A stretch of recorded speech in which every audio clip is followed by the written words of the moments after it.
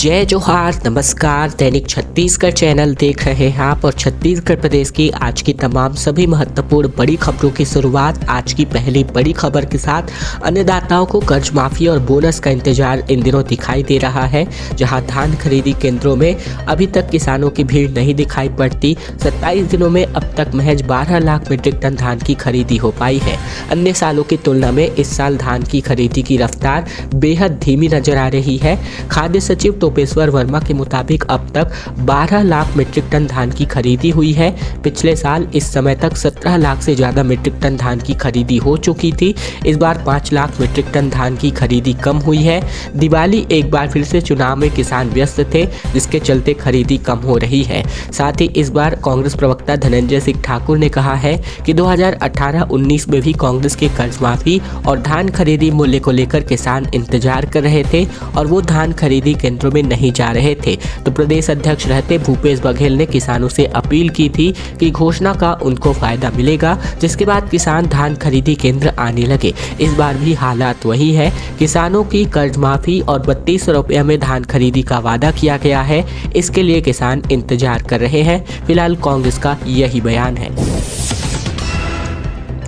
एक बड़ी अच्छी खबर है। आचार संहिता के हटते ही लोगों को प्रधानमंत्री आवास आवंटित कर दिया जाएगा। दरअसल आचार संहिता हटते ही 3000 प्रधानमंत्री आवास योजना हितग्राहियों को आवंटित करने के लिए प्रक्रिया शुरू कर दी जाएगी। हितग्राही नहीं मिलने पर किराएदारों को मकान आवंटित होंगे। इसकी तैयारियां शुरू कर दी गई है। आचार संहिता हटते ही इनमें तेजी से आने की बात की जा रही है। दरअसल दादर खुर्द में सबसे बड़े 2784 और लाटा में 103 समेत कुल मिलाकर 3000 प्रधानमंत्री आवास मकान खाली है। और ये खबर कोरबा के लिए है, जहां दादर खुर्द में कॉलोनी का निर्माण अभी भी चल रहा है। नगर निगम की तैयारी है कि जितने ब्लॉक तैयार हो चुके हैं उन सबको आवंटित कर दिया जाए। साथ ही शेष मकानों को इसको आवंटन के लिए प्रक्रिया शुरू कर दी जाएगी, ताकि जब तक यह प्रक्रिया पूरी होगी तब तक मकान पूरी तरीके से तैयार हो जाए। वही गौरतलब है कि इसके पहले 3 कॉलोनियों के मकानों को आवंटित करने के लिए प्रक्रिया शुरू कर दी गई थी। तब मकानों का मूल्य 75,000 तय किया गया था। हालांकि इस स्कीम के तहत लोगों को अपने कच्चे घर और जमीन को पूरी तरीके से छोड़ना था। लोगों ने इसके लिए रुचि नहीं ली थी और इस वजह से मकानों का आवंटन देरी से हुआ। शहर में प्रधानमंत्री आवास की सबसे बड़ी कॉलोनी दादर खुर्द में बन रही है, जहां 2784 मकान आवंटित होने हैं। धर्म परिवर्तन की खबर के बाद बजरंग दल का हंगामा देखने को मिला, जहां दुर्ग के किराए के मकान में यहां प्रार्थना सभा चलाई जा रही थी। बजरंगी ने यहां पर धरना प्रदर्शन कर दिया। दरअसल दुर्ग जिले के अंडा थाना क्षेत्र के विनायकपुर में धर्म परिवर्तन की खबर सामने आने के बाद जमकर बवाल हुआ। किराए के मकान में चल रही प्रार्थना सभा बंद कराने पहुंचे लोगों से धक्का मुक्की और मारपीट कर दी गई। बाद में पुलिस ने किसी तरह मामले को शांत कराया तो ग्रामीणों के साथ पहुंचे बजरंग दल के कार्यकर्ता विरोध में धरने पर बैठ गए। हनुमान चालीसा का पाठ करके अपना विरोध दर्ज करवाया गया। बजरंग दल का आरोप है कि विनायकपुर गांव में एक धर्म विशेष के लोग किराए के मकान में प्रार्थना सभा चलाते हैं। ये लोग गांव के सीधे साधे गरीब लोगों को प्रलोभन देते हैं और उनका धर्म परिवर्तन कराते हैं। मौके पर बड़ी संख्या में बजरंग दल के कार्यकर्ता भी पहुंच गए। जिस मकान में प्रार्थना सभा चल रही थी वहां मकान के बाहर धरना शुरू कर दिया गया। धरने पर बैठे बजरंग दल के नेताओं का आरोप है कि गांव की कुछ महिलाएं संगठित होकर प्रार्थना सभा को बंद कराने पहुंची। इस पर धर्म विशेष के लोग नाराज हो गए और उन लोगों ने महिलाओं के साथ मारपीट की। इसके बाद बजरंग दल के लोगों ने भी उनका विरोध प्रदर्शन किया है। एक ही दिन के अंतर्गत 1,23,000 लोगों ने ट्रैफिक नियमों को तोड़ा, जहां 159 करोड़ का ITMS प्रोजेक्ट अब पूरी तरीके से ठंडे बस्ते में जाता दिखाई दे रहा है।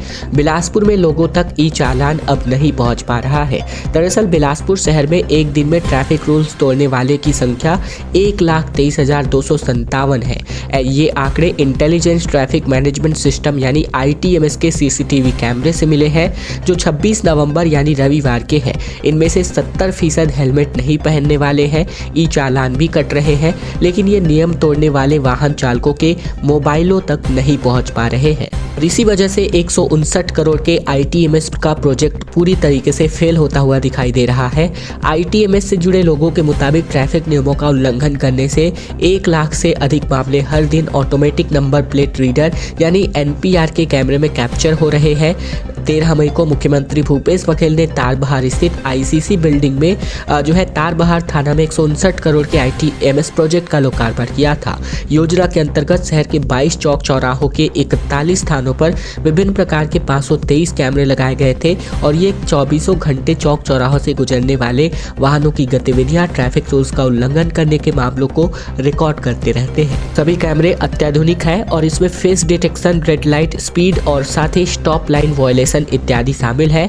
ITMS प्रोजेक्ट के अंतर्गत CCTV कैमरे के चालान जनरेट करने की व्यवस्था तो है, लेकिन उनके पास परिवहन MP यानी कि राष्ट्रीय सूचना केंद्र 1 ब्लॉक नई दिल्ली से एक्सेस नहीं मिल पाए हैं। इसके बिना जनरेट होने वाले चालान वाहन चालक के मोबाइल पर नहीं भेजे जा सक रहे हैं। तारबहार थाना स्थित परिसर में ITMS बिल्डिंग में चालान तो प्रिंट आउट निकाले जा सकते हैं, लेकिन वह कब तक वैध होंगे तब तक कि वह अधिकृत प्राधिकारी द्वारा प्रमाणित नहीं कर दिए जाते। छत्तीसगढ़ में अचानक से मौसम का रुख बदल चुका है। CM भूपेश बघेल ने खरीदी केंद्रों में समुचित व्यवस्थाओं को करने का निर्देश कलेक्टरों से अनुरोध के माध्यम से किया है।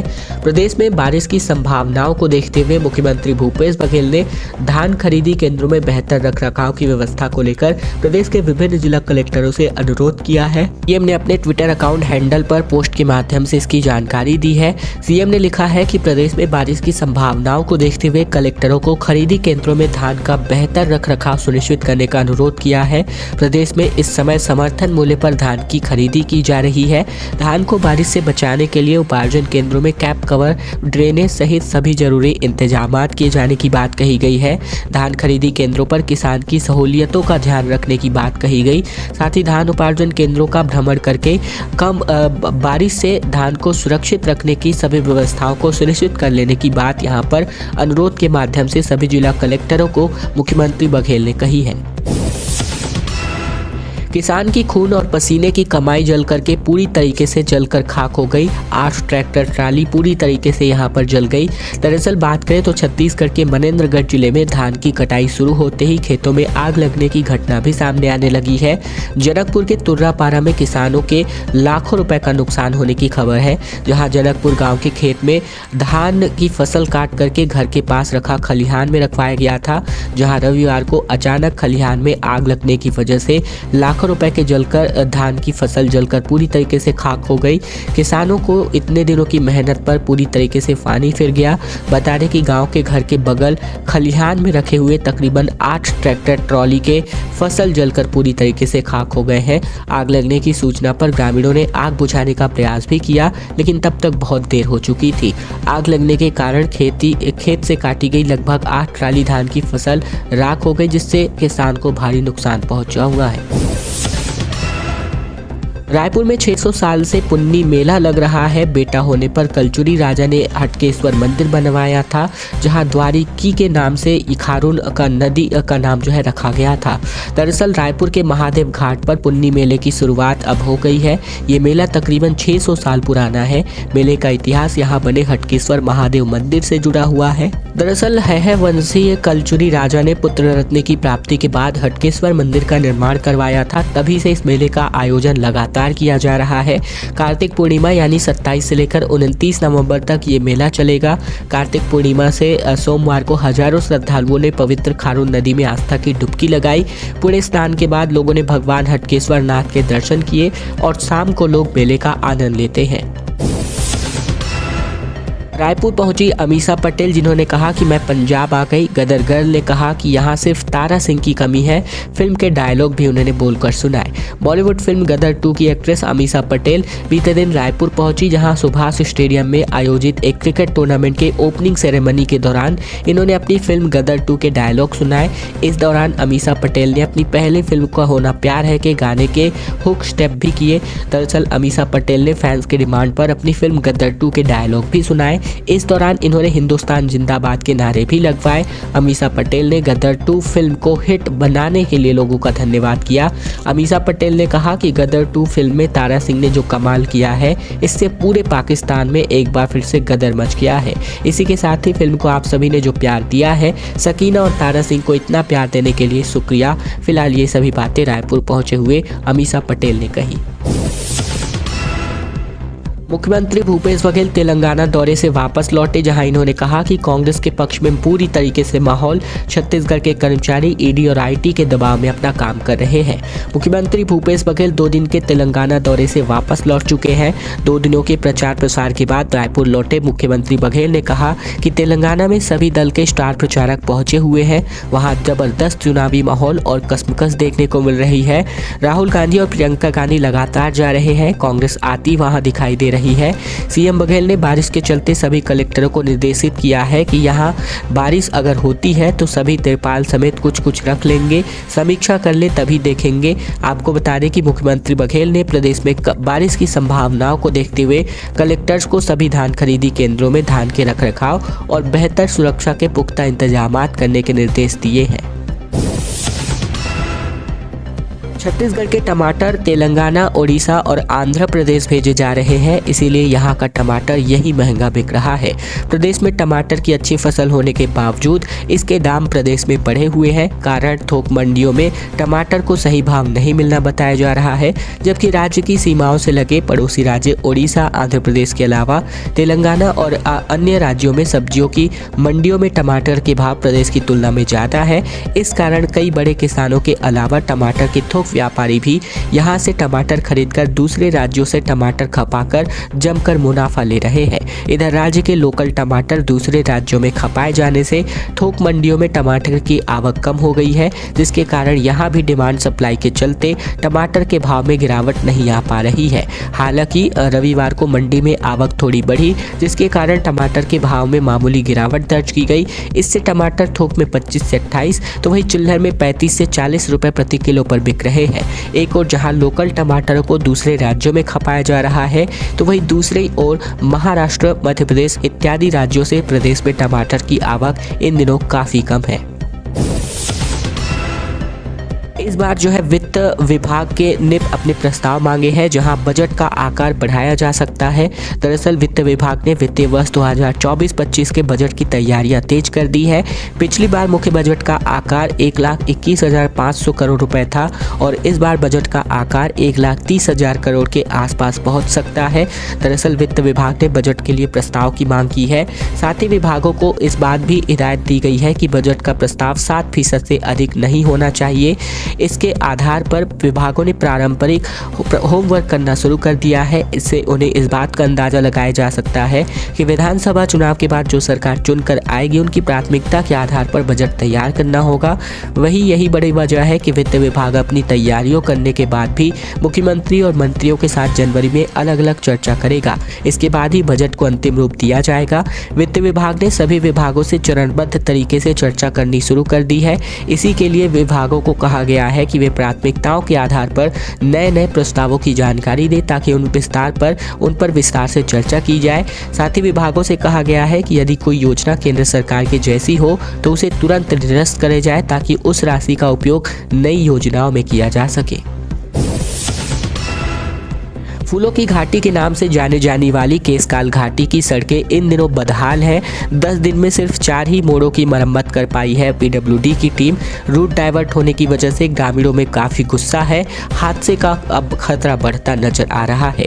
बस्तर की लाइफलाइन और फूलों की घाटी कहे जाने वाली केसकाल घाट इन कुछ दिनों में मरम्मत कार्य से लगातार जूझ रही है।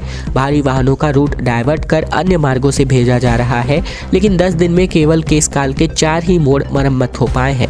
ठेकेदार की लेट लतीफी के कारण 18 नवंबर से 30 नवंबर तक केसकाल घाट में भारी वाहनों का आवागमन बाधित है। विश्रामपुरी नाका चौक से लेकर विश्रामपुरी होते हुए बोराई नगरी से धमतरी की ओर रूट को डाइवर्ट किया गया है।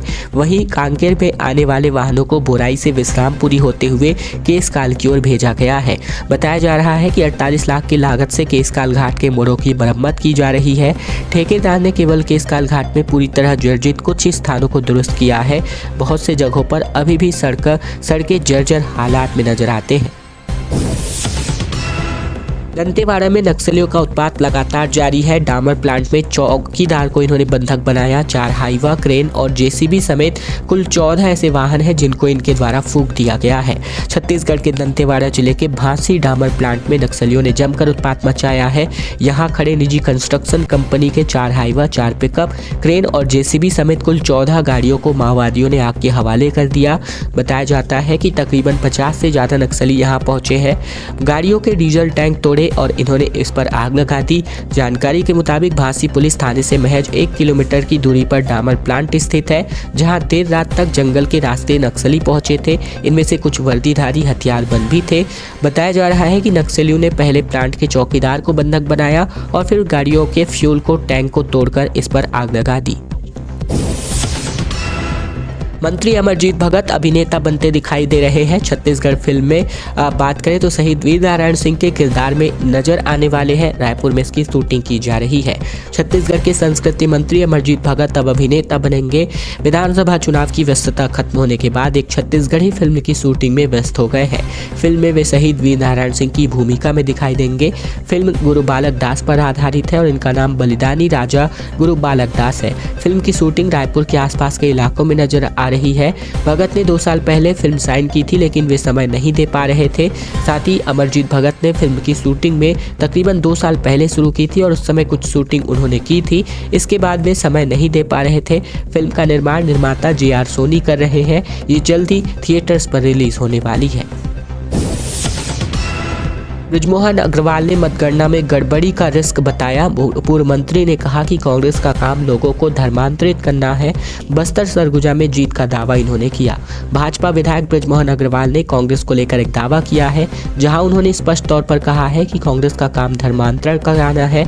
ये बात तो उन्होंने बीते दिन रायपुर आवास में अपने कही मीडिया से चर्चा के दौरान इन्होंने दावा किया कि कांग्रेस के दबाव में अधिकारी मतगणना में गड़बड़ी कर सकते हैं। बृजमोहन अग्रवाल ने दुर्ग में हुए धर्मांतरण विवाद पर बयान दिया, जहां उन्होंने कहा कि कांग्रेस का जो काम है लोगों को धर्मांतरित करना, अपने पक्ष में वोट डलवाने के लिए बहुसंख्यक समाज है उसका अपमान करना, ये तो कांग्रेस का नीति रहा है और उनका सबक चुनाव में जनता को इनको खूब सिखाएगी।